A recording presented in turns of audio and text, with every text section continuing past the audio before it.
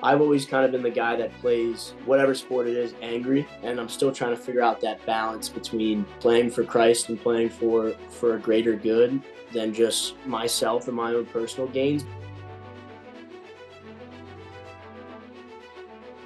How's it going, everybody? My name's Sisto Averno. I'm from Owings Mills, Maryland. Happy to be on the channel. Danny invited me, so I'm excited for this. From Owings Mills, Maryland, so 30 minutes outside of Baltimore, for those that don't know the area.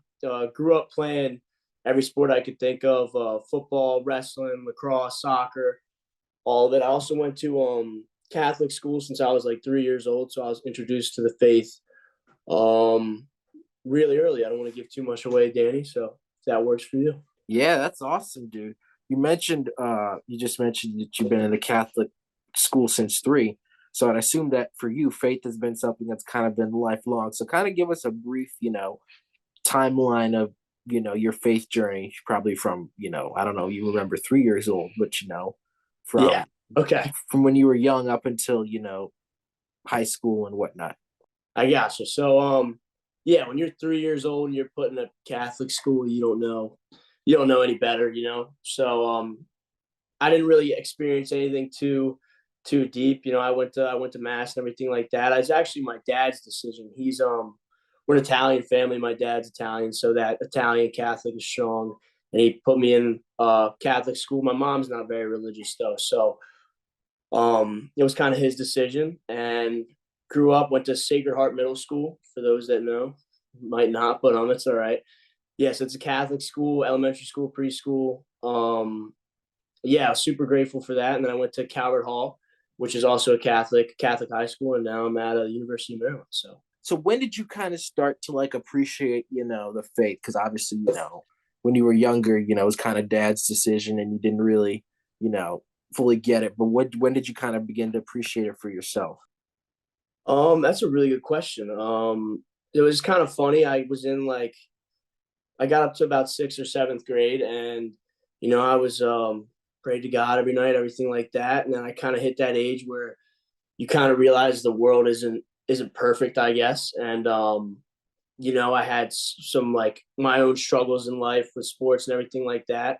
And I kind of drifted away from it for about two or 2 or 3 years, I would say. And I talked to a couple people at Calvert Hall about it, and they said that that's really normal. When you get to that age, you start questioning things. You'll get that age old question.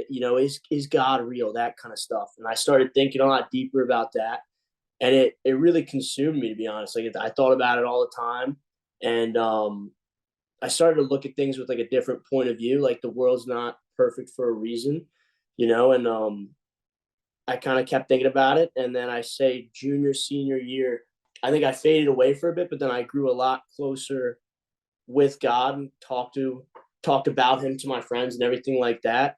And I think I, grew closer to him in that way for that. So I'm appreciative of that.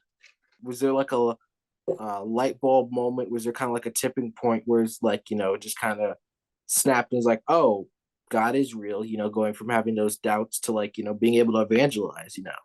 So Um, something must have happened, or maybe not. Just what kind of went through that flip for you? I would say it's a good question.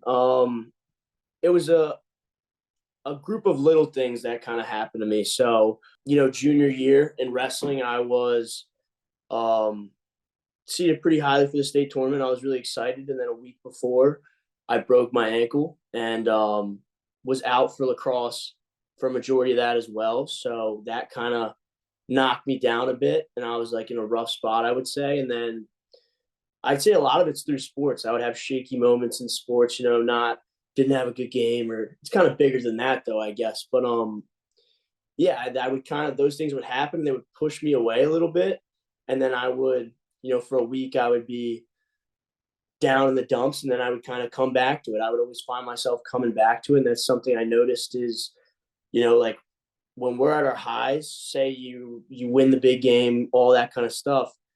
A lot of people don't go to God during that. They don't appreciate that. But when we're in our lows, everybody is praying to God, asking him for this and everything like that. So that's kind of the biggest thing that I took and I changed. And I'm like, all right, well, he's given me a lot of good things in my life. So why not kind of still thank him when I'm in a low and that kind of stuff. So that was, I'd say, one of the biggest things. And another thing, yeah, another big thing was, as I mentioned before, my mom wasn't super religious.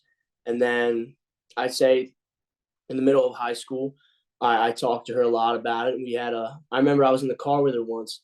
We were having a deep talk. And um, I kind of told her something once. I can't remember what it is, but if I asked her, she'd know it off the top of her head. And I don't want to say converted my own mother, but opened her eyes to a world of faith. And she kind of seeing how God worked through her, I was like, yeah, no doubt. Like this is a real thing, and I can see how it works through people.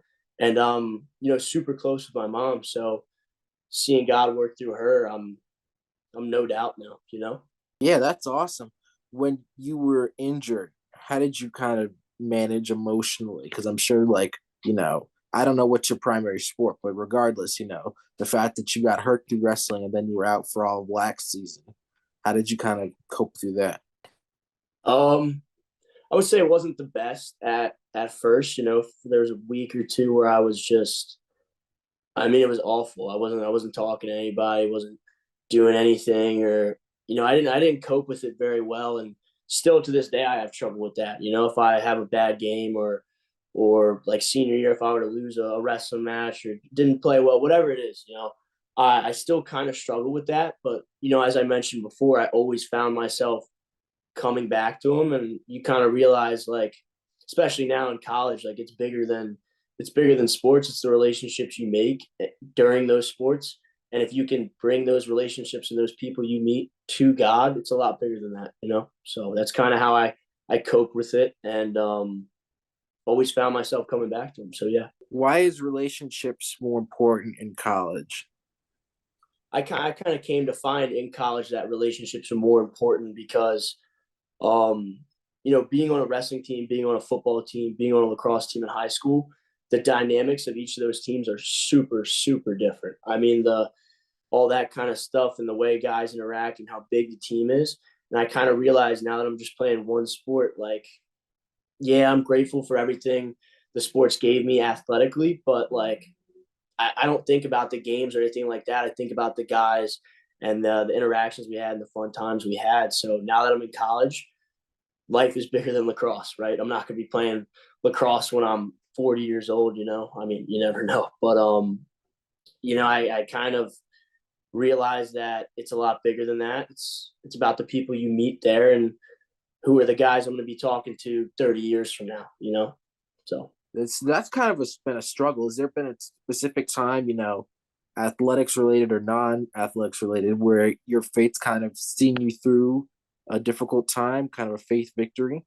yeah, I would say, I know I keep coming back to it talking about wrestling, but I've wrestled since I was 3 years old, and it was a big part of my life. And I knew committing to play lacrosse in college, I wouldn't wrestle again. So having that last match in high school was really tough for me. I mean, it was tough for my parents too, because they've grown up and given so much time to it. So I would say kind of seeing all that pay off, but also remembering, like, every time I've lost a match since I was 5 years old, whether I was bawling my eyes out or whatever, just knowing that every time I messed up or whatever it was, he kind of brought me through that. Like, I remember I was sitting up, we were at Lehigh at National Preps. I was sitting in the bleachers um, by myself after my last match, kind of just looking down at everybody, still wrestling. And like, I was just very appreciative of the journey he kind of brought me on through that, and very grateful for it. So I would say not exactly a faith victory, but something that opened my eyes a lot, and I appreciated the journey he's brought me on, I would say. Yeah. How do you wrestle when you're three? It's a good question, Danny. So when you're that young, we kind of just call it babysitting. It's a lot of kids just running around, just tackling each other. But yeah, so that's the moral of the story. When you get to like 5 or 6, you'll see it. There's some good 5 or 6 year olds out there. I'll tell you that they're pretty good at wrestling. So it's just kind of a free for all initially, and then when you really get more Yeah, yeah, competitive.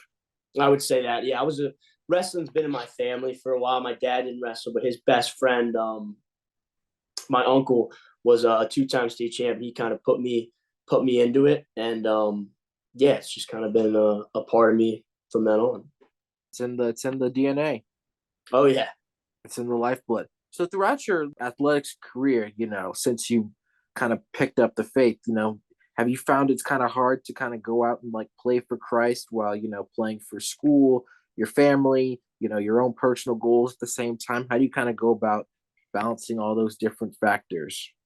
Yeah, that's a great question. That's still something I'm kind of working on. I know a lot of people play with different mindsets when they go out on the field. Some guys go out there and they're just, having fun and that kind of things, playing loose. I've always kind of been the guy that plays whatever sport it is angry, like I'm not saying I'm trying to hurt the other guy, but that's kind of the mindset I get into before I play. And I'm still trying to figure out that balance between, playing for Christ and playing for a greater good than just myself and my own personal gains. But it's definitely really hard. It's a challenge, especially when you've been doing it this long and you finally get to this level. You want to play well and you want to look good and you want to kind of be the man, but you figure out it's bigger than that because you're never the man. You're just an instrument of Christ and trying to play for Him and be grateful that He gave you the opportunity to play this game. Why angry? How'd you kind of start adapting that play style? Yeah. So coming back to wrestling again, I guess, Danny. I mean, that's like the oldest sport in the world. So it's a very it's a fight. It's basically a fight out there one on one, and you can't really. I still don't know if it's possible if you can go out and wrestle and just kind of not get angry. I guess. I mean, that's kind of the mindset I've always had, and I've translated that to other sports, whether it was football or lacrosse. But I'm still working on that. I'm not perfect right either, so it's something we're still working on and growing in. So yeah. How many sports do you play? Football, wrestling, lax? In high school, I played football, wrestling, and lacrosse. But when I was younger, I did pretty much everything I could think of. I played soccer for a while too. I played a lot of sports, but when in high school it was just football, wrestling, lacrosse. Yep, yes, sir. That's awesome. Have you found any like parallels between, the teamwork, the camaraderie, the parallels between like sports and faith, in your gameplay and what practicing? Yeah, definitely. Especially at Calvert Hall, we ended every practice with a prayer and everything like that. In the club lacrosse team I played for also was a Fellowship of Christian Athletes, FCA. So one phrase I'll always remember, it was like hand on a brother. So after practice, before practice, whatever it was, you put your hands on your teammates and you pray. So that kind of grounds you before and after every game or practice. And that phrase hand on a brother, like those guys really are your brothers because they're laying out the same thing you are for a common goal. So gathering a bunch of guys and individuals to kind of compete for a common goal is, like you said, a parallel to evangelizing and spreading the word of God. It's a bunch of people, whether they know it or not, and they're gathering for a common good to spread the word of God to those that haven't heard it or have heard it and don't believe in it. So What's it like being with a group of believers who are also, athletically focused like you? it's really awesome. I'll tell you, one of the biggest things that happened to me in high school. I don't know if you mentioned it, but yeah, Lang is one of my best friends, and I know, in high school he wasn't the closest with them, and we would just have a bunch of conversations all the time, and we're hanging out just about like God and about the faith. And I told him what it did for me, and I mean, I'm super proud of him. I look at all the stuff he's done about spreading the word, and I'm just like, it's amazing how God's worked through him. And I'd say, kind of off topic a little bit, but that's the coolest thing personally about our faith is seeing how God can work in other people. So I think that's pretty awesome. But yeah, gathering a group of believers to compete for the same goal, um, it's really awesome because you know that you believe in your team goals, right? So say it's a football game, you want to beat the other team, you want to do the game plan, but a lot bigger than football, you all want to spread the word of God and believe in Him. So that's pretty awesome parallel to that. Yeah, I love what the Lord doing in Lang. That's awesome. Awesome, awesome. It's kind of pivoting a little bit off the field a little bit. Do you have a favorite Bible verse or passage that you kind of refer to? Um, I don't say I have a favorite. I can read you a couple. I'm a big Proverbs guy. I love Proverbs. So a couple I have here, Proverbs 12, verse 24, work hard and become a leader, be lazy and become a slave. These are just my favorite three right here. Proverbs 21, verse 5, good planning and hard work led to prosperity, but hasty shortcuts lead to poverty. And then Proverbs 6, verses 9 through 11, but you lazy bones, how long will you sleep? When will you wake up? A little extra sleep, a little more slumber, a little folding of the hands to rest. Then poverty will pounce on you like a bandit. Scarcity will attack you like an armed robber. So those, I think they kind of translate to sports a lot. And that's what I do when I kind of read the word of God. I think everybody does this. They put it into terms of their life and how they can translate it into that. So those are three verses that I love a lot, but all of Proverbs, honestly, I mean, it teaches you how to live and like the ethics and morals of God. So I think that's probably my favorite section. Yeah, the Proverbs are awesome. I kind of want to go a little bit deeper into some of them, especially that first one, work hard and become a leader. What was the second part? Work hard and become a leader, be lazy and become a slave. Yeah. And I think that's a very interesting, parallel here. Obviously, for you in athletics, working hard is something that you're very familiar with. You know, what does that proverb kind of mean to you in particular? Does it have any specific meaning? Yeah, it definitely does. I think it translates to any sport you play, but I think it also translates to life when you move on from sports and you're at a job. I think it's if you work hard, other people will see that and they'll follow you. But if you're lazy and you put in the bare minimum and everything like that, you'll become a slave to your job, or you'll end up hating the sport that you play and everything like that. So I think that if God gave us the abilities to play a sport, or to you're really good at math and you're doing rocket calculations for NASA, whatever it is, if God gives you that gift, that ability, I think it's unfair to waste that talent. Wasted talent is the worst thing there is. So work hard and you'll prosper. But if you're lazy about it, it's a waste. That seems to be an overarching theme in these proverbs, because especially in that last passage, you know, lazy bones, how long will you sleep? When will you wake up? Are you someone who doesn't really mess with laziness? Are you like go go go? I guess that kind of may connect to that angry sort of play style. You're always giving 110% effort. Um, it's a good question. I think it's very difficult to balance because like us as humans, we can't be go go go all the time. Like everybody might know a guy that's go go go, wakes up at 6 a.m. and all that stuff, but they have bad days too. And I think the hard part is just getting up and doing something. Like I have bad days a lot. I'll wake up and be like, I don't want to do this anymore. Is this really gonna pay off or whatever it is? But like just getting up and doing something, getting up and making a cup of coffee, or saying hi to your parents, petting your dog, whatever it is, get up and do something, and that'll usually overflow into the rest of your day. But yeah, I think it's foolish to think that nobody has a bad day like that where they just want to lay in bed. And a bigger part of that is knowing that that's okay, right? It's okay to have those bad days. And yeah, maybe there's a day where you lay in bed and watch movies all day or whatever. But the biggest part of that is don't let that flow into your week, and then that week flow into your month, and then that becomes your life. So I think that's a really important thing. So it's important to rest, but you don't want to fall into that pattern where you don't take any action, is what you're kind of getting at, which is fair.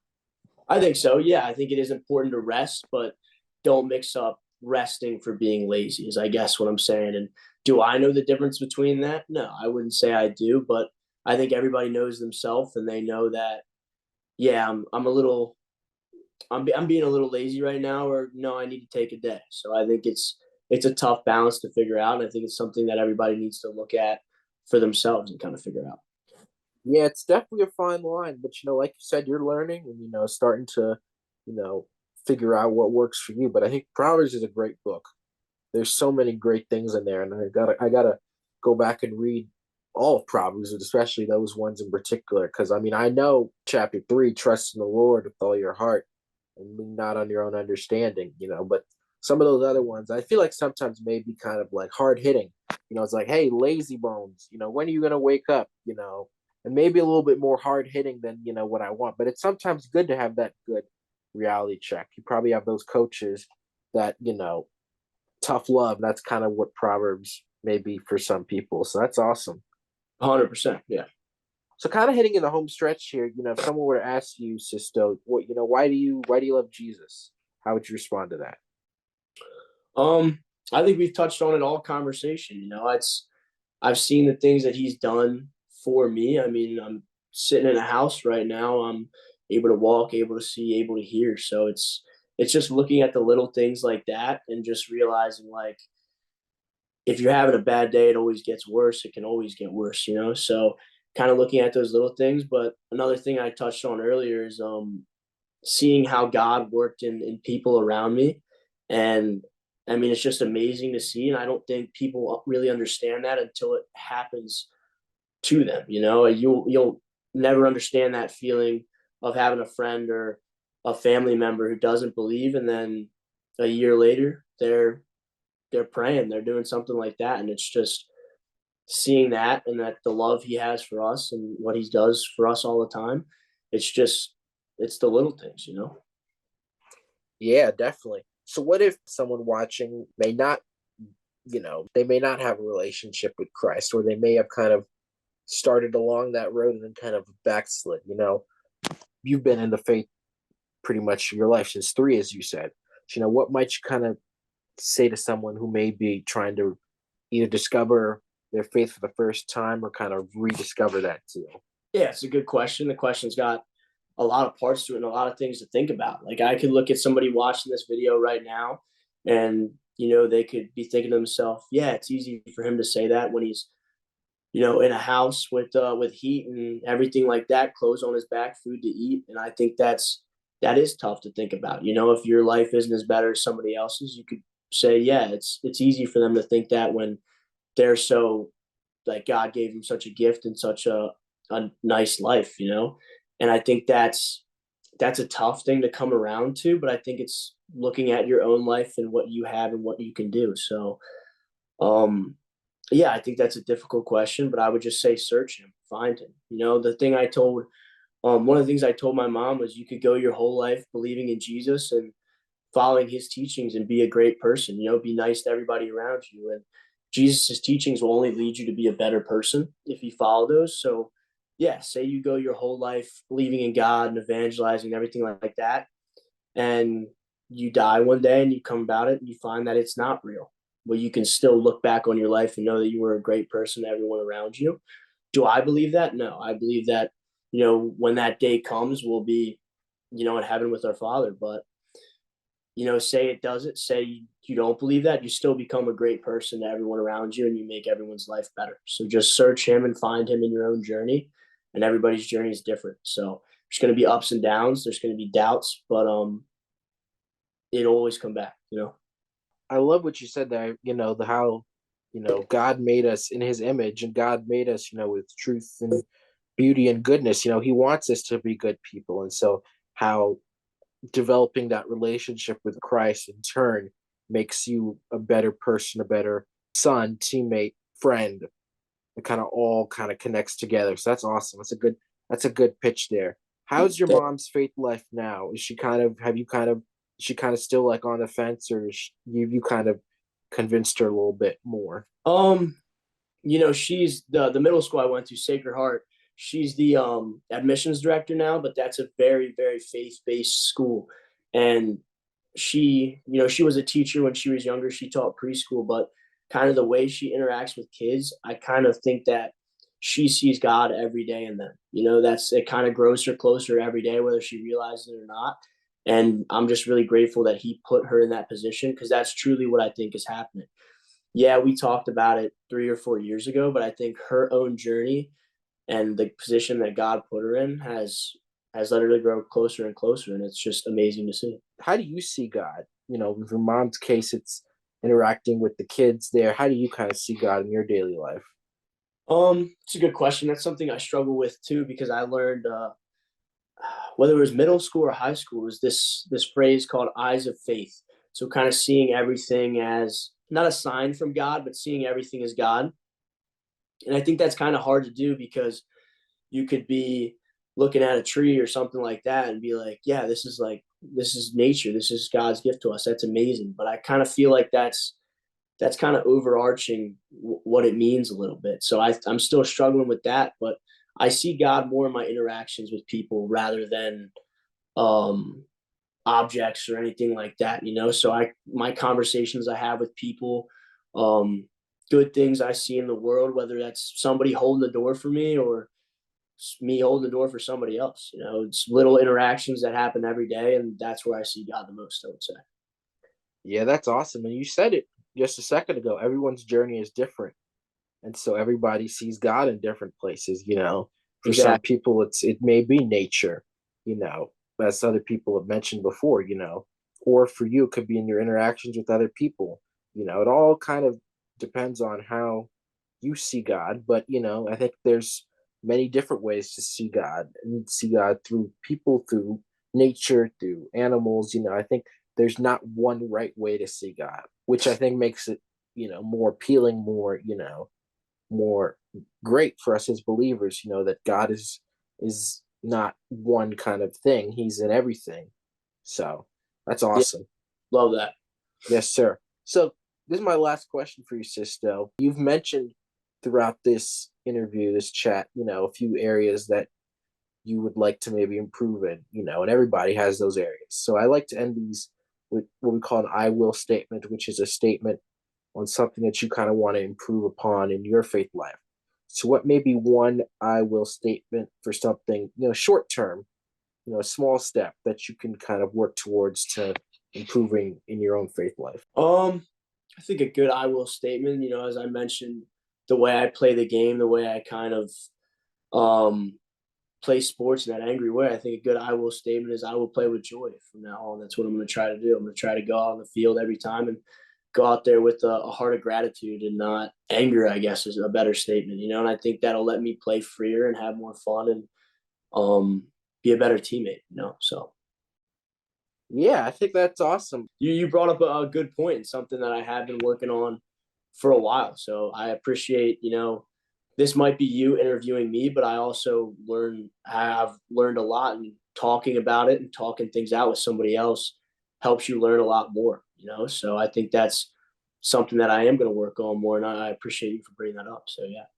Yeah, man, absolutely. Hey, Sisto, it's great chatting with you. Thanks so much for coming on and sharing your faith journey. Definitely learned a lot. Definitely want to go check out Proverbs. I think that's what I'm going to do. Yes, Read, sir. check out Proverbs and see all those. Even though it may be heavy hitting, you know, it's good stuff in Yeah. there. Appreciate you, my man. Well, let's hopefully do this again soon. All right. Yes, sir. Thank you, Danny. Thank you for having me.